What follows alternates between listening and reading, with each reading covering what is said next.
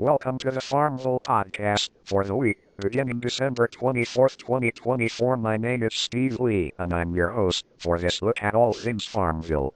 You know, I started playing Farmville back in the early days, around the year 2010, when it was a lot more primitive than the sort of farms you see around us these days, and I watched as the game has progressed from beta to, well, it still is beta, but we're thinking of releasing it soon.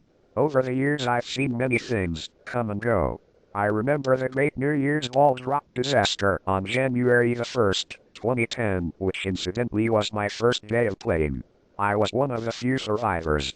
I also remember the launch of the adoptable fire-eating antelopes that they released in the spring of that same year.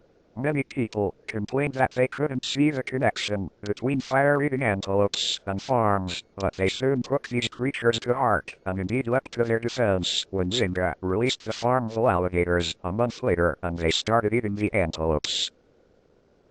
Storage was always one of the early complaints that Zynga used to hear, but they overcame this in 2011 when they released the Farmville warehouses, and this was followed shortly afterwards by the Farmville skyscraper for those players with 50 billion coins who didn't like the villas.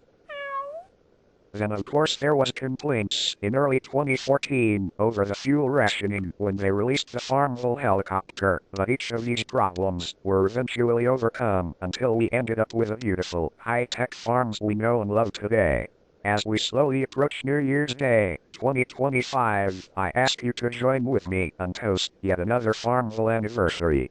Oh, and finally, the bit I'm sure you've all been waiting for. Look out, in the coming weeks, for a chilly stranger with a dodgy limp. I don't want to give anything away, but I will just say we have been monitoring the "We Want a Farmville serial killer" thread on the forums.